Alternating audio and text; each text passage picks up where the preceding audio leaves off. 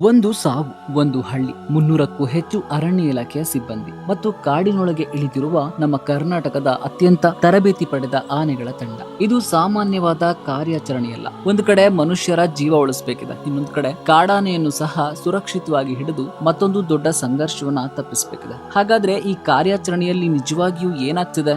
ಯಾವ ಆನೆಗಳು ಕಾರ್ಯಾಚರಣೆಯಲ್ಲಿವೆ? ಯಾರು ಟೀಮ್ ನ ಲೀಡ್ ಮಾಡ್ತಿದ್ದಾರೆ? ಅರಣ್ಯ ಇಲಾಖೆ ಯಾವ ರೀತಿಯಲ್ಲಿ ಕಾರ್ಯಾಚರಣೆ ನಡೆಸ್ತಿದೆ? ಇವತ್ತಿನ ವಿಡಿಯೋದಲ್ಲಿ ಸಾಧ್ಯವಾದಷ್ಟು ಒಳಗಿನ ವಿಚಾರಗಳು ನಾನು ಸ್ಥಳದಿಂದ ನಿಮಗೆ ತೋರಿಸಬಹುದಾದ ರಿಯಲ್ ಟೈಮ್ ವಿಜುವಲ್ಸ್ ನ ನಿಮಗಾಗಿ ತೋರಿಸೋ ಪ್ರಯತ್ನ ಮಾಡ್ತೀನಿ. ವಿಡಿಯೋವನ್ನ ಕೊನೆವರೆಗೂ ನೋಡಿ. ನಮಸ್ಕಾರ ಸ್ನೇಹಿತರೆ, ನೀವು ನೋಡ್ತಿರೋದು ಹಾಸನ ಜಿಲ್ಲೆಯ ಒಂದು ಭಾಗ. ಹಾಸನ ಅಂದ್ರೆ ನಮಗೆ ಮೊದಲು ನೆನಪಾಗೋದು ನಮ್ಮ ಹೊಯ್ಸಳರ ಅದ್ಭುತ ವಾಸ್ತುಶಿಲ್ಪ. ಆದ್ರೆ ಹಾಸನಕ್ಕೆ ಮತ್ತೊಂದು ಮುಖವೂ ಇದೆ, ಅದು ಮಾನವ ಮತ್ತು ಕಾಡಾನೆಗಳ ಸಂಘರ್ಷ. ಹಾಸನ ಜಿಲ್ಲೆಯ ಕಾಫಿ ಎಸ್ಟೇಟ್ಗಳಲ್ಲಿ ಹಲವು ವರ್ಷಗಳಿಂದ ಕಾಡಾನೆಗಳು ಓಡಾಡ್ತಿವೆ. ಕೆಲವು ಪ್ರದೇಶಗಳಲ್ಲಿ ರೈತರು ಮತ್ತು ಕಾಡಾನೆಗಳು ಒಂದೇ ಜಾಗದಲ್ಲಿ ಸಹಬಾಳ್ವೆ ನಡೆಸ್ತಿದ್ದಾರೆ. ಸುಮಾರು 150ಕ್ಕೂ ಹೆಚ್ಚು ಕಾಡಾನೆಗಳು ಈ ಭಾಗದ ಕಾಫಿ ಎಸ್ಟೇಟ್ಗಳ ಸುತ್ತಮುತ್ತ ಸಂಚರಿಸ್ತಿರೋದು ಈ ಸಂಘರ್ಷ ಎಷ್ಟು ಗಂಭೀರವಾಗಿದೆ ಅನ್ನೋದನ್ನ ತೋರಿಸುತ್ತೆ. ಆದ್ರೆ ಈ ಸಹಬಾಳ್ವೆ ಅನ್ನೋದು ಯಾವಾಗ್ಲೂ ಸುಲಭವಾಗಿರಲ್ಲ. ಇತ್ತೀಚೆಗಷ್ಟೇ ಬೇಲೂರು ಬಳಿಯ ಕಣಗುಪ್ಪೆ ಗ್ರಾಮದ ಒಬ್ಬ ರೈತ ಕಾಡಾನೆ ದಾಳಿಗೆ ಬಲಿಯಾಗಿದ್ರು. ಒಂದು ಕುಟುಂಬಕ್ಕೆ ಇದು ಎಷ್ಟು ದೊಡ್ಡ ನಷ್ಟ ಅನ್ನೋದನ್ನ ನಾವು ಊಹೆ ಮಾಡಬಹುದು. ಇಂತಹ ಘಟನೆ ನಡೆದಾಗ ಅರಣ್ಯ ಇಲಾಖೆ ಮುಂದೆ ಒಂದು ದೊಡ್ಡ ಸವಾಲು ಎದುರಾಗಿರುತ್ತೆ. ಆ ಆನೆಯನ್ನ ಗುರುತಿಸಬೇಕು, ಅದನ್ನ ಪತ್ತೆ ಹಚ್ಚಬೇಕು ಮತ್ತು ಸಾಧ್ಯವಾದಷ್ಟು ಸುರಕ್ಷಿತವಾಗಿ ಹಿಡಿದು ಮುಂದಿನ ದೊಡ್ಡ ಅಪಾಯವನ್ನ ತಪ್ಪಿಸಬೇಕು. ಅದಕ್ಕಾಗಿ ಆರಂಭವಾಗಿದೆ ಈ ದೊಡ್ಡ ಕಾರ್ಯಾಚರಣೆ. ಈ ಕಾರ್ಯಾಚರಣೆಗಳಲ್ಲಿ ಸಾಮಾನ್ಯ ಆನೆಗಳಲ್ಲ, ಕರ್ನಾಟಕದ ವಿವಿಧ ಆನೆ ಶಿಬಿರಗಳಲ್ಲಿ ತರಬೇತಿ ಪಡೆದ ಕಾರ್ಯಾಚರಣೆಗಳಲ್ಲಿ ಅನುಭವ ಹೊಂದಿರುವ ಆನೆಗಳ ತಂಡ ಭಾಗವಹಿಸುತ್ತೆ. ಅದರಲ್ಲಿ ಪ್ರಶಾಂತ, ಏಕಲವ್ಯ, ಈಶ್ವರ, ಲಕ್ಷ್ಮಣ, ಧನಂಜಯ, ಮಹೇಂದ್ರ ಮತ್ತು ಅಜಯ. ಈ ಹೆಸರುಗಳನ್ನ ಕೇಳಿದ್ರೆ ಕರ್ನಾಟಕದ ಆನೆ ಪ್ರೇಮಿಗಳಿಗೆ ಸಾಕಷ್ಟು ವಿಚಾರಗಳು ನೆನಪಾಗತ್ವೆ. ಇವರಲ್ಲಿ ಕಾರ್ಯಾಚರಣೆಯನ್ನ ಮುನ್ನಡೆಸುವ ಪ್ರಮುಖ ಆನೆಗಳಾಗಿ ಪವರ್ಫುಲ್ ಪ್ರಶಾಂತ ಮತ್ತು ನಮ್ಮ ಕಬಿನಿ ಪ್ರಿನ್ಸ್ ಮಹೇಂದ್ರ ಇದ್ದಾರೆ. ಪ್ರತಿಯೊಂದು ಆನೆಗೂ ತನ್ನದೇ ಆದ ಸಾಮರ್ಥ್ಯ ಇರುತ್ತೆ, ಆದ್ರೆ ಇಂತಹ ಕಾರ್ಯಾಚರಣೆಗಳಲ್ಲಿ ಆನೆಗಳ ಶಕ್ತಿ ಮಾತ್ರ ಸಾಕಾಗಲ್ಲ. ಅವುಗಳ ಜೊತೆ ಇರುವ ಮಾವುತರು, ಕಾವಾಡಿಗಳು ಮತ್ತು ಅರಣ್ಯ ಇಲಾಖೆಯ ಸಿಬ್ಬಂದಿಯ ಅನುಭವ ಕೂಡ ಅಷ್ಟೇ ಮುಖ್ಯವಾಗಿರುತ್ತೆ.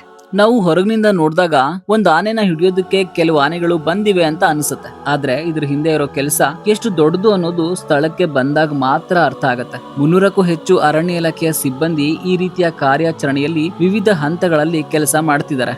ಯಾರೋ ಆನೆಯ ಚಲನವಲನಗಳನ್ನ ಗಮನಿಸ್ತಿರ್ತಾರೆ, ಇನ್ಯಾರೋ ಸ್ಥಳದ ಪರಿಸ್ಥಿತಿಯನ್ನ ಪರಿಶೀಲನೆ ಮಾಡ್ತಿರ್ತಾರೆ, ಯಾರೋ ಒಬ್ರು ಕಾರ್ಯಾಚರಣೆಯ ಸುರಕ್ಷತೆಯನ್ನ ನೋಡ್ಕೊಳ್ತಿರ್ತಾರೆ. ಮತ್ತೊಂದು ಕಡೆ ಆನೆಗಳನ್ನ ಸಿದ್ಧಪಡಿಸುವ ಕೆಲಸ ಕೂಡ ಅದ್ರ ಪಾಡಿಗೆ ಅದು ನಡೀತಾ ಇರತ್ತೆ. ಅಂದ್ರೆ ಒಂದು ಆನೆಯನ್ನ ಹಿಡಿಯುವ ಕಾರ್ಯಾಚರಣೆಯ ಹಿಂದೆ ಒಂದು ದೊಡ್ಡ ತಂಡವೇ ಕೆಲಸ ಮಾಡ್ತಿರತ್ತೆ.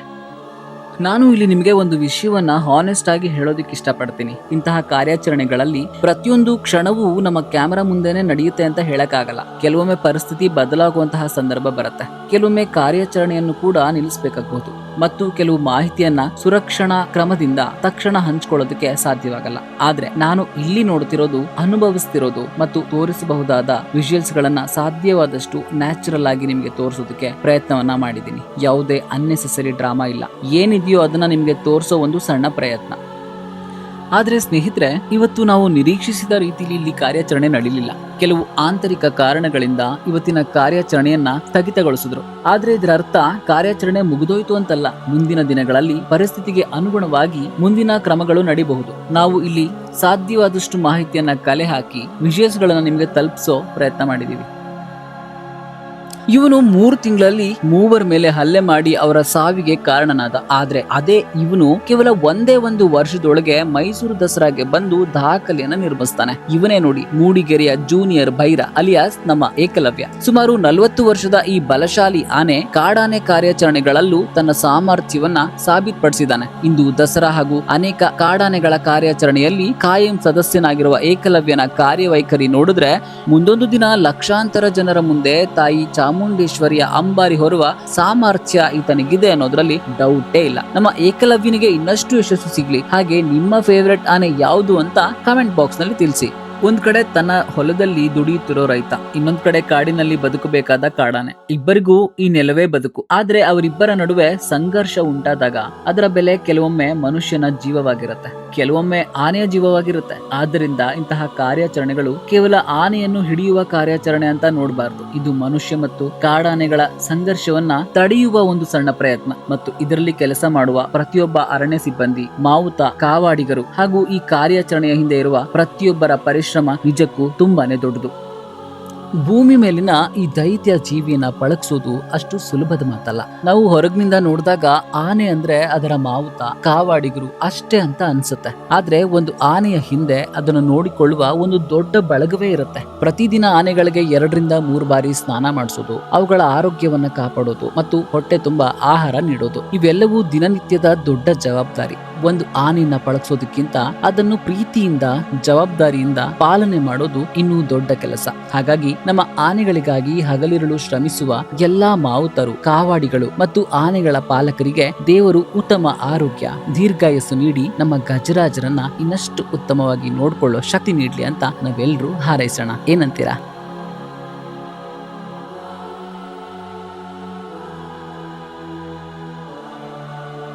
ಹಾಗಾದ್ರೆ ಸ್ನೇಹಿತರೆ, ಈ ಕಾರ್ಯಾಚರಣೆಯ ಮುಂದಿನ ಬೆಳವಣಿಗೆಗಳೇನು? ನಮ್ಮ ಪ್ರಶಾಂತ, ಮಹೇಂದ್ರ ಮತ್ತು ಉಳಿದ ಆನೆಗಳ ತಂಡ ಯಾವ ರೀತಿ ಕಾರ್ಯಾಚರಣೆಯಲ್ಲಿ ಭಾಗವಹಿಸುತ್ತವೆ, ಮುಂದಿನ ದಿನಗಳಲ್ಲಿ ಏನೆಲ್ಲ ನಡೆಯುತ್ತೆ ಅನ್ನೋದನ್ನ ನಿಮ್ಗೆ ಸಾಧ್ಯವಾದಷ್ಟು ನೈಜವಾಗಿ, ಯಾವುದೇ ಅನ್ನೆಸೆಸರಿ ಡ್ರಾಮಾ ಇಲ್ಲದೆ ತೋರಿಸೋದಕ್ಕೆ ಒಂದು ಪ್ರಯತ್ನವನ್ನ ಮಾಡ್ತೀನಿ. ಇಂತಹ real time wild life stories, ಕರ್ನಾಟಕದ ಅರಣ್ಯ, ಆನೆಗಳು, ಪ್ರಕೃತಿ ಮತ್ತು ಗ್ರೌಂಡ್ ಲೆವೆಲ್ ಸ್ಟೋರೀಸ್ ನಿಮ್ಗೆ ಇಷ್ಟ ಆಗಿದ್ರೆ ನಮ್ಮ ಚಾನೆಲ್ಗೆ ಈ ಕೂಡಲೇ ಸಬ್ಸ್ಕ್ರೈಬ್ ಮಾಡ್ಕೊಳ್ಳಿ, ವಿಡಿಯೋಗಳನ್ನ ಲೈಕ್ ಮಾಡಿ, ನಿಮ್ಮ ಫ್ರೆಂಡ್ಸ್ ಜೊತೆಗೆ ಈ ವಿಡಿಯೋವನ್ನ ಶೇರ್ ಮಾಡಿ. ಮತ್ತೊಂದು ಹೊಸ ಗ್ರೌಂಡ್ ಸ್ಟೋರಿ ಜೊತೆ ಮತ್ತೆ ಸಿಗೋಣ. Thanks for watching. Jai Karnataka.